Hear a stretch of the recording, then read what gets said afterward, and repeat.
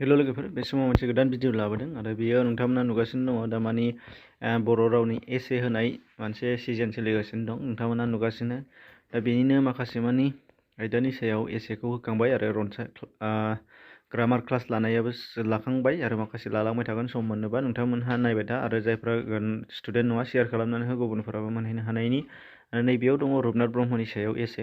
रुपनाथ ब्रह्म सायाव गोबांथार बिजाबफोर दंखायो, बेनि सायाव गोबांथार रायथाइफोरबो दङ, नाथाय बेखौ एसे हिसाबै एबा नट हिसाबै जोङो एन्सारखौ लिरनो हाया स्टुडेन्टफ्रा, बेनि थाखायनो नट टाइप खालामनानै होनाय जादों नैबेखौबो। दा बेयाव गासै पेज मोनथाम दङ गोलाव गोलावैनो। बेखायनो बियो क्लास 6निफ्राय बा 7निफ्राय लानानै क्लास 10सिम बियो एसे लिरनायाव सोलिगोन आरो हायार सेकेन्डारि सेक्सनावबो सोरबा बायसान्स जुदि फैयोबा बियो जागोन। हायार सेकेन्डारि सेक्सनावबो जागोन, क्लास 12सिम बुंजायो दा बर्थमान। दा बेनिखायनो जायफ्रा स्टुडेन्ट नोंथांमोनहा गोनांथि जादोंबा बेखौ लानो हानाय जागोन।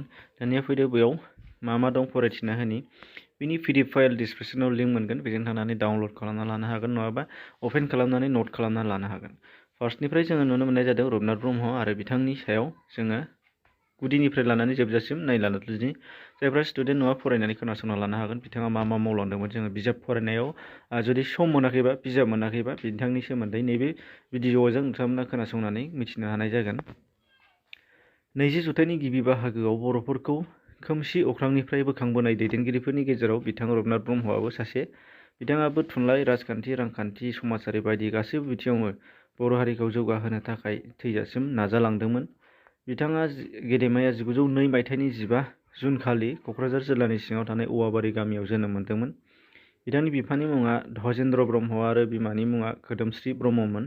दुखुनांथाव बाथ्रा दि बिथाङा 8 अखाफोर जानाय समावनो बिमा गोमाजादोंमोन। जाउनाव बिफाया सन्तश्री ब्रह्म मुंनि सिख्लाखौ हाबा खालामफिनदोंमोन। जाउनाव रुपनाथ ब्रह्मआबो बिमा बाथुल सन्तश्रीनि आखायावनो गेदेर गोलाव जादोंमोन। उन्दै समाव गुदि फरायसालिनि फरायनायखौ बिथाङा गावनि गामि औवाबारियावनो जागायदोंमोन। बेनि बोसोरनै उनाव बिथाङा क'क्राझार गोजौ गुदि फरायसालियाव फरायहैदोंमोन। बेनि उनाव 1914 मायथाइयाव बै समनि गवालपारा जिल्लानि धुबुरीयाव गोजौ फरायसालियाव फरायहैयो आरो बेयावनो 1920 मायथाइयाव मेट्रिक आनजादखौ सेथि थाखोआव उथ्रिबोदों। बेनि उनाव 1925 मायथाइयाव गुवाहाटीनि कटन कलेजनिफ्राय BA आनजादखौ उथ्रियो। बेनि उनाव 1928 मायथाइयाव BL आनजादखौ उथ्रियो। बेनि उनाव बिथाङा MA फरायबावो, नाथाय बे आनजादखौ बिथाङा उथ्रिफुंनो हायाखैमोन। सेंग्रा बैसो सफैनाय लोगो लोगो बिथाङा दयामती ब्रह्मजों जुलि जायो। दुखुनांथावै नाथाय बिथां दयान्ती ब्रह्मआ अबथिरायाव जिउ गोमादोंमोन। बेनिखायनो बिथाङा स्वर्णमयी ब्रह्मखौ नैथि खेब हाबा खालामदोंमोन। सिगांनि बिसिनिफ्राय बिथाङा 7 फिसाफोर मोनदोंमोन। नैथि बिसिनिफ्राय बिथाङा 2 फिसाफोर मोनदोंमोन। सेंग्रा बैसोनिफ्रायनो बिथाङा गावनि आरो समाजनि हाबा मावनायाव मुखुबमोन। गिबियाव बिथाङा उकिल हाबा मावदोंमोन, जायखौ धुबुरी जिल्ला कर्टआव बिबान मोनदोंमोन। बे हाबाखौ मावबाय थानाय समावनो बिथाङा धुबुरी जिल्ला लकेल बर्डनि सासे मेम्बार एबा सोद्रोमाबो जादोंमोन। बिथाङा ट्राइबेल लीग दानायावबो मैखोम बिहोमा होदोंमोन। बिथाङा बै समाव ट्राइबेल लीगनि जानानै ट्राइबेल बेल एन्ड ब्लक दानायावबो गोबां बिहोमा होनो हादोंमोन। फारियै 1937, 1945 आरो 1942 मायथाइयाव बिथाङा ट्राइबेल लीगनि आफादगिरिमोन। बेनि उनाव बिथाङा 1937 मायथाइयाव आसामनि MLA जाजेनो। बिथाङानो बर' हारिनि गेजेराव गिबिसिन MLA जानो हानाय सुबुंमोन। बेनि उनाव बिथाङा 1938 मायथाइनिफ्राय 1967 मायथाइसिम गासै 27 बोसोर MLAआव थानाय समावनो मन्त्रि बिबान मोननाय जादोंमोन, केबिनेट मन्त्रि बिबान मोनदोंमोन आरो बर'नि गेजेराव बिथाङानो दिनैसिमबो गोबावसिम MLA जानो हानाय सुबुं। बेनि उनाव 1967 मायथाइयाव बिथाङा MPबो जानो हादोंमोन। बिथाङानो आरो बिथांनि मुङैनो क'क्राझारनि सिभिल देहा फाहामसालिखौबो लुनाय जादों, जायखौ दिनैसिमबो गोख्रोङै सोलिगासिनो थानाय नुनो मोन्दों। बिथांनि नाजानायाव बै समाव सेरखाय बेरखाय जानाय बर' हारिखौ बोखांनो थाखाय बर' महासन्मिलनी आफादखौ गोबां खेब गुबुन गुबुन जायगायाव खुंबोबाय थानाय जादोंमोन। बिथाङा बर'फोरनि दानाय लुनाय हाबाखौ जौगाहोनो थाखायबो गोबां जायगायावनो उइभिं सेन्टार बेखेवना होदोंमोन। सोलोंथाइ बिथिङावबो बिथाङा मैखोम बिहोमा होलांदोंमोन। बिथांनि बिथोन बादियैनो बर'फ्रा गावसोरनि फिसाफोरखौ बर' रावजों सोलोंथाइ लादोंमोन। बिनि मख'जाथावसिन हाबाया जादों 1963 मायथाइयाव 18 मे खालि बर' रावखौ फरायसालियाव बिजों महरै थिसननायाव बिथाङानो गाहाय बिफाव लादों, जायनि थाखाय दिनै बर' बिजोङा गोजौ जांख्लायाव गाखोनो हाफैदों।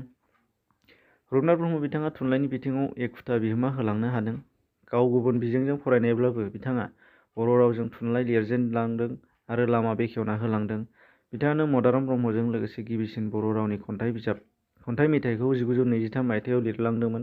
बेनि अनगायैबो सतिश चन्द्र बसुमतारीनि सुजुनाय बिबार, प्रमद चन्द्र ब्रह्मआ सुजुनाय अलंबार जेन्थखा लाइसि बायदिफोराव बिथाङा सानथ्र'हायै मदद आरो बिहोमा होलांदोंमोन। बिथाङानो 1952 मायथाइयाव धुबुरीआव बर' लिटारेरि क्लाब दादोंमोन आरो बर' थुनलाइ सिबिनायनि थाखाय बिथाङा बे आफादखौ हाबा मावहोदोंमोन। बेनि उनाव 1952 मायथाइनि 16 नबेम्बर खालि बर' थुनलाइ आफाद दानायावबो बिथाङानो गोख्रों आखायाव लादोंमोन। दा अरायबो बर' हारिनि दिथागिरि महरै हाबा मावबोनाय मेंनो रोङि ब्रह्म बिथाङा 1968 मायथाइयाव रुंसारि जालाङो। बिथाङा दा रुंसारि जानाया गोबाव बोसोर जालांबाय, अब्लाबो बिथांखौ मान बावनाय आरो सिबिनाया दिनैसिमबो जों बयनिबो बिबान जानानै थाबाय। दा बेखिनि दा बे सुंथाब एबा माखासे गुबै बाथ्राखौल' नोंथांमोननि सिगाङाव बेखौ लाबोनाय जादों, जिहेतु नट टाइप लाबोनाय बुंखादों सिगाङावनो। आरो डिटेल्सै नोंथांमोना जुदि बिथांनि सोमोन्दै फरायनो लुबैदोंबा रुपनाथ ब्रह्मनि जिउ खौरां गोबां दङ, हाथरखि हाला दङ, गोबांथार बिजाबफोर दङ बिथांनि बागै, बेखौ नोंथांमोना मिथिनो हानाय जागोन। दा एसेनोसै गुबुनफोरनो शेयार खालामनो हो, जाहाथे बयबो मिथिनो हानाय जायो। गोजोन्थों।